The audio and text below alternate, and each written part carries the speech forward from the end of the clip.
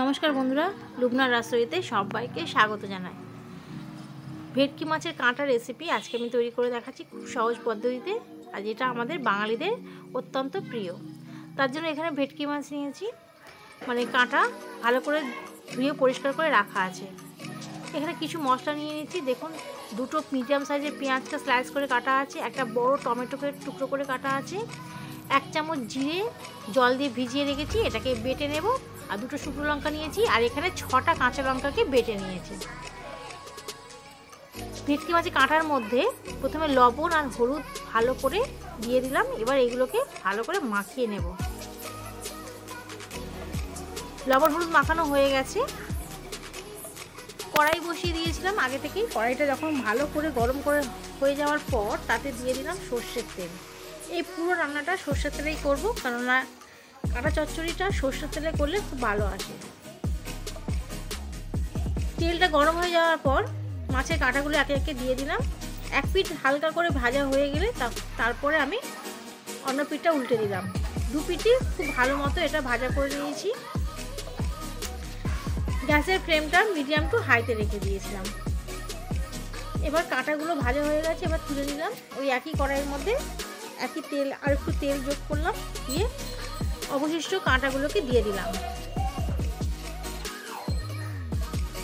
এখানে আমি নিয়ে নিলাম 5টা লবঙ্গ, 4টে এলাচ আর 1.5 ইঞ্চি ডালচিনি জল দিয়ে ভিজিয়ে রেখেছি। তারপর এটাকে একটা বেটে পেস্ট তৈরি করে নেব।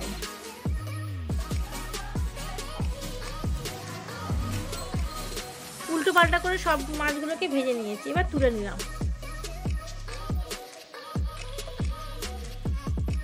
কড়াইটা আমি চেঞ্জ করে নিয়েছি।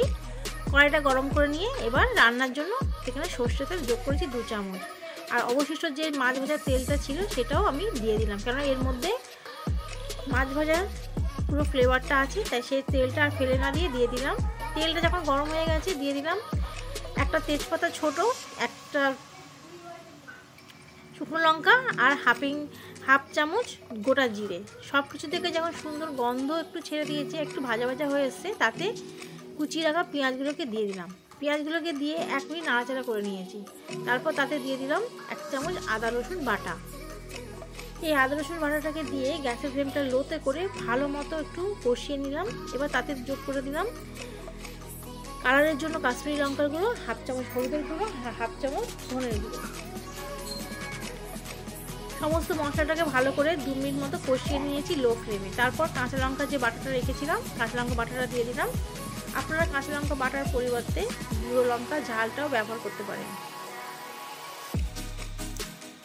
মশলা কষানো হয়ে গেলে তাতে কুচিয়ে রাখা টমেটোটাকে দিয়ে দিলাম। দিয়ে 1 মিনিট নাড়াচাড়া করে ঢাকনা চাপা দিয়ে রেখেছিলাম যাতে টমেটোটা একটু নরম হয়ে আসে। 1 মিনিট পর ঢাকনাটা খুলে একবার কষিয়ে নিয়েছি আর সামান্য একটু জল দিলাম।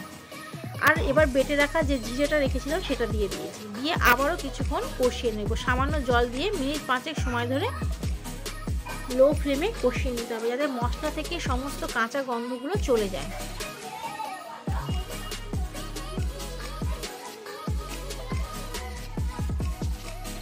এবার একটু জল দিয়ে ভালো করে কষিয়ে নিচ্ছি, যাতে মশলাটা পুড়ে না যায়। এবার তাতে দিয়ে দিলাম স্বাদ অনুযায়ী লবণ। লবণটা দিয়ে আবারও একটু কষিয়ে নেব। মশলা যত ভালো করে কষানো হয় অল্প অল্প জল দিয়ে, রান্নার স্বাদ ততই ভালো হয়। সমস্ত মশলা খুব ভালো করে কষানো হয়ে গেছে, জলটা তেল ছেড়ে দিয়েছে। এবার তাতে পরিমাণ মতো জল দিলাম। যখন মশলার গ্রেভিটা একটু ফুটতে শুরু করেছে, ভেজে রাখা মাছের পিসগুলোকে দিয়ে ভালো করে নাড়িয়ে নিলাম। এবার ঢাকনা চাপা দিয়ে 3 মিনিট পর ঢাকনাটা খুলছি। দেখুন, গ্রেভিটা অনেকটা শুকিয়ে এসছে, তেলটাও ছেড়ে দিয়েছে। যেটা বেটে রেখেছিলাম গরম মশলাটা, সেই গরম মশলা বাটাটা দিয়ে দিলাম, আর উপর থেকে একটু ধনেপাতা কুচি ছড়িয়ে দিলাম। দিয়ে ভালো করে মিশিয়ে নিয়ে কিছুক্ষণের জন্য ঢাকনা চাপা দিয়ে রাখার পর পরিবেশন করব। তো আপনাদের এই রেসিপিটা কেমন লাগলো অবশ্যই আমাকে কমেন্টে জানাবেন। ভালো লাগলে লাইক, কমেন্ট এবং শেয়ার করবেন, আর চ্যানেলটাকে অবশ্যই সাবস্ক্রাইব করবেন। উপর থেকে আরও কিছু চেরা কাঁচা লঙ্কা ছড়িয়ে দিলাম। আজকে তাহলে এই পর্যন্ত। আমি আবারও ফিরে আসবো নতুন কোনো ভিডিও নিয়ে। ভালো থাকবেন।